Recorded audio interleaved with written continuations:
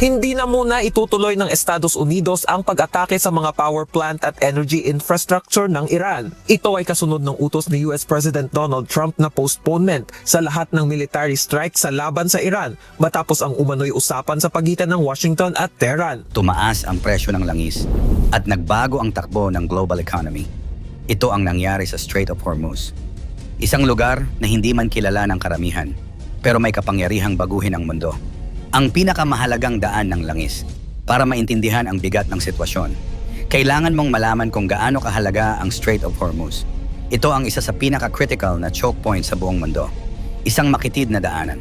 Pero dito dumadaan ang malaking porsyento ng langis mula Middle East papunta sa iba't ibang bansa. Araw-araw daan-daang barko ang dumadaan dito.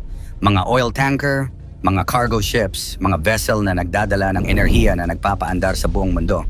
At kapag naapektuhan ito, tumataas ang presyo ng gasolina, nagkakaroon ng delay sa supply at naapektuhan ang ekonomiya ng maraming bansa. Sa madaling salita, kapag huminto ang Hormuz, ramdam ito ng buong mundo. Ang pagtaas ng tensyon. Sa pagpasok ng 2026, unti-unting dumami ang ulat ng mga insidente sa karagatan. Sa simula, tila maliit lang, mga barkong sinusundan, mga armadong vessel na lumalapit, mga delikadong maneuver sa dagat. Hindi ito agad naging headline. Walang malalaking balita.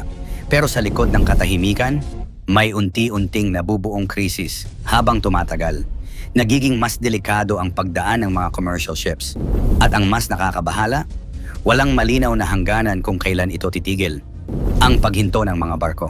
Dahil sa tumitinding panganib, nagsimulang magdesisyon ang mga shipping companies. Ang iba, pinili na huwag dumaan. Ang iba naghahanap ng mas mahahabang ruta kahit mas mahal. At ang iba, tuluyang huminto muna. Ang epekto, bumagal ang supply chain, tumaas ang operational cost, at nagkaroon ng pressure sa global market.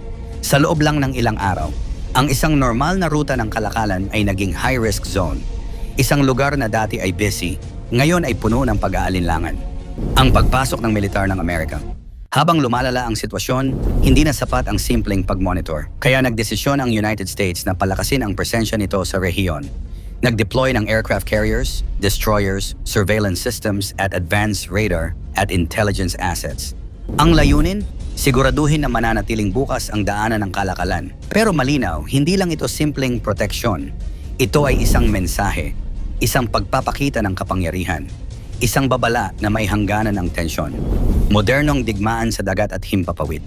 Sa modernong panahon, ang digmaan ay hindi na lang sa lupa. Ito ay isang kombinasyon ng dagat, himpapawid, cyberspace at information. Sa tulong ng advanced aircraft at satellites, nakikita ang halos bawat galaw sa rehiyon. Ibig sabihin, bago pa mangyari ang aksyon, handa na ang tugon. Kung noon, dami ng sundalo ang basehan ng lakas. Ngayon, teknolohiya na. Precision systems, real-time intelligence at mabilis na communication. Ang mga ito ang nagbibigay ng tunay na edge. Sa loob ng ilang oras, pwedeng magbago ang buong sitwasyon nang hindi kinakailangang magkaroon ng full-scale na labanan. Ang tensyon sa karagatan. Sa gitna ng lahat, ang karagatan ang naging sentro ng tensyon. Hindi ito tradisyonal na digmaan. Walang sabayang banggaan ng malalaking fleet. Walang dramatic na eksena ng direktang labanan. Sa halip, positioning, timing at presence ang naging pinakamahalaga. Isang maling galaw lang, pwedeng magdulot ng mas malaking krisis. Isang maling interpretasyon, pwedeng mag-trigger ng conflict. At dito nagiging delikado ang sitwasyon. Psychological warfare. Hindi lang armas ang ginagamit sa ganitong sitwasyon. May mas tahimik pero mas malakas na sandata psychological warfare. Kapag nakita ng isang bansa ang lakas ng kalaban, nagbabago ang kanilang desisyon. Minsan, hindi na kailangan ng putok dahil ang presensya pa lang. Sapat na para pigilan ang aksyon. Isang aircraft carrier pa lang sa isang rehiyon. Kayang baguhin ang kalkulasyon ng isang bansa. Isang fleet, kayang magdulot ng takot kahit walang ginagawa. Ang epekto sa buong mundo. Habang nangyayari ang lahat ng ito, ramdam ito ng buong mundo. Hindi lang ito usapin ng Middle East, tumataas ang presyo ng langis, nagiging unstable ang ekonomiya at lumalaki ang takot sa global conflict. Kahit malayo ka sa lugar, apektado ka pa rin. Sa gasolina, sa presyo ng bilihin, sa ekonomiya ng bansa. Ito ang epekto ng global interconnection. Diplomasya laban sa puwersa. Sa ganitong sitwasyon, laging may dalawang opsyon. Diplomasya o puwersa. May mga bansang naniniwala na dapat pag-usapan ng lahat. Dialogue, negotiation at peaceful resolution. Pero may mga pagkakataon din na kailangan ng aksyon para maiwasan ang mas malaking problema, para pigilan ang escalation. At dito pumapasok ang papel ng military presence. Pagbabago ng digmaan. Habang tumatagal ang sitwasyon, isang bagay ang lalong nagiging malinaw. Nagbabago na ang paraan ng digmaan. Hindi na ito puro putok at pagsabog. Hindi na ito laging nakikita sa balita. Ito ay control, impormasyon at bilis ng desisyon. Sa modernong mundo, ang pinakamabilis ang madalas na nananalo. Ang pinaka-informed ang may advantage. Teknolohiya sa likod ng lahat. Sa likod ng bawat galaw, may teknolohiyang nagtatrabaho. Drones para sa surveillance, satellites para sa monitoring, AI-assisted systems para sa analysis at precision weapons para sa targeted response.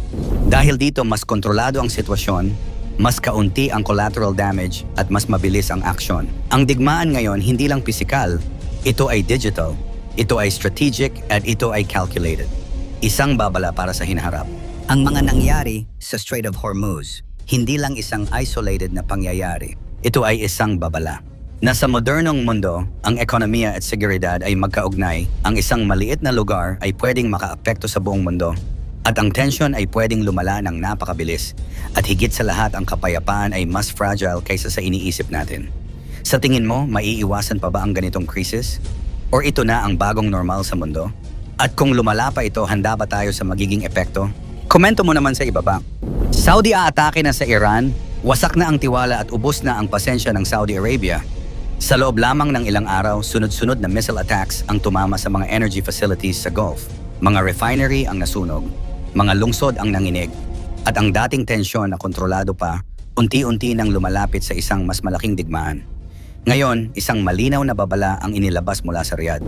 Handa ang Saudi Arabia na gumamit ng puwersang militar anumang oras kung kinakailangan. Ang tanong, handa na ba ang buong rehiyon sa isang total regional war?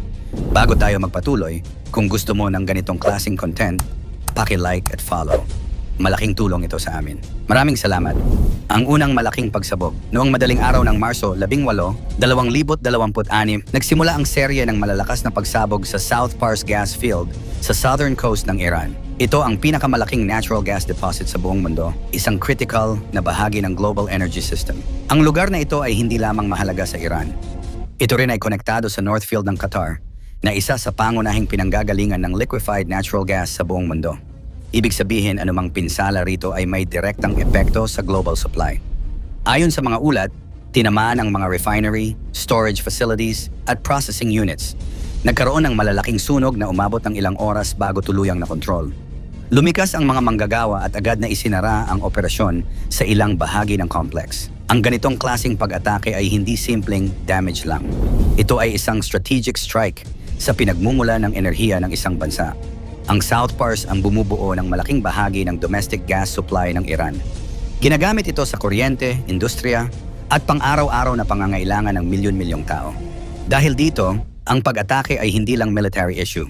Isa itong economic at humanitarian concern. Sa global market, agad itong naramdaman. Tumaas ang presyo ng langis at gas. Nagkaroon ng panic sa trading floors. At nagsimulang mag-adjust ang mga bansa na umaasa sa supply mula sa rehiyon. Ang isang pagsabog sa isang lugar ay naging problema ng buong mundo. Ang pagganti ng Iran. Hindi nagtagal, naglabas ng matinding babala ang Iran. Ayon sa kanilang military leadership, hindi sila mananatiling tahimik. At sa loob lamang ng ilang oras, nagpakawala sila ng missile strikes patungo sa Ras Laffan Industrial City sa Qatar. Ito ang pinakamalaking LNG export facility sa mundo. Ang pag-atake ay nagdulot ng malalaking sunog at pinsala sa infrastructure. Bagamat walang naitalang casualties, ang epekto sa operasyon ay napakalaki. Ang Ras Laffan ay responsable sa malaking porsyento ng global LNG supply. Kaya ang kahit maliit na disruption ay may domino effect sa buong mundo.